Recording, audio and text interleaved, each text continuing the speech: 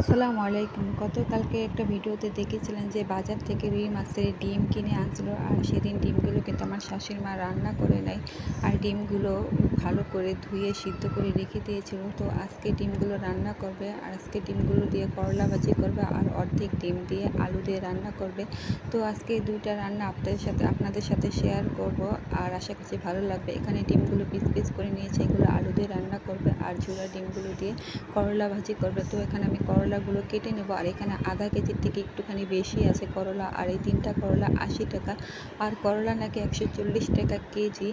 মানে সবজির যে কী দাম, 80 টাকা কেজির নিচে কিন্তু কোনো সবজিই নেই। মানে বাজারে সব কিছুর দামই আগুনের মতন, আর সব কিছুই অনেক দাম। যাই হোক, এখানে আমি করলাগুলো পাতলা পাতলা করে কেটে নিচ্ছিলাম, আর পাতলা পাতলা করে কাটলে কিন্তু করলাগুলো তাড়াতাড়ি সিদ্ধ হয়ে যাবে, আর কিন্তু এত বেশি একটা তিতেও লাগে না। তাই জন্য আমি করলাগুলো পাতলা পাতলা করে কেটে নিচ্ছিলাম, আর করলাগুলো কাটা হয়ে গেলে কিন্তু আমি এর সাথে আলুও কেটে দেবো।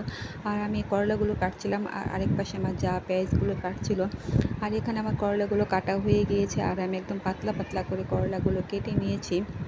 আর এর সাথে আমি এখন আলু কেটে দেবো, আর আলু ছাড়া কিন্তু আমাদের ঘরে করলা ভাজি কেউ একদম খেতে চায় না। আর এখানে আমি আলুও কেটে দিয়েছি, আর সাথে 5-6টা কাঁচামরিচে দিয়ে দিয়েছি। এখন এগুলো ভালো করে ধুয়ে নেবে।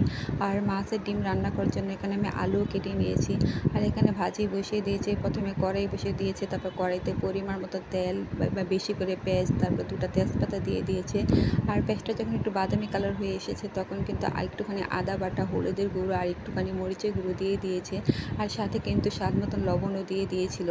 তো এখন মশলাটা ভালো করে কষিয়ে নেবে, আর মশলাটা যখন ভালো করে কষানো হয়ে যাবে, তখন কিন্তু ডিমগুলো দিয়ে দিয়েছে, আর ডিমগুলো দিয়ে ভালো করে নাড়াচাড়া দিয়ে তারপর কিন্তু করলা ভাজিগুলো দিয়ে দেবে। আর আমাদের এখানে কিন্তু প্রতিদিনই গ্যাস চলে যায়, মানে সকাল 7টা বাজে চলে যায় গ্যাস। অনেক সময় দুপুর 3টার পরে বাড়ে, আবার অনেক সময় না বাড়লে রাত্রে 12টার পর বাড়ে। আর এই কম গ্যাসে রান্না করতে আমাদের খুবই অসুবিধা হয়, আর তাই জন্য আমাদের রান্না বান্না একদম দেরি হয়ে যায়, আর অনেকটা সময় লেগে যায় অল্প গ্যাসে রান্না করতে। আর আপনাদের কোন কোন এলাকায় একদম গ্যাস থাকে না, অবশ্যই কমেন্ট করে জানাবেন। যাই হোক, এখানে করলাগুলো সব দিয়ে দিয়েছে। এখন এগুলো ভালো করে নাড়াচাড়া দিয়ে তারপরে এটাকে ঢাকনা দিয়ে ঢেকে দেবে।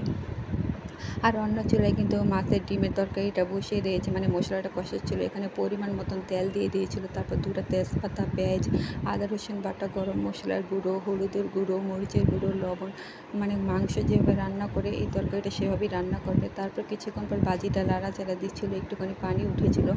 তারপরে এখানে মশলাটা কষানো হয়ে গেলে আলুগুলো দিয়ে দিয়েছে, আর এখানে ভাজিটা একটুখানি ভাজা ভাজা করবে।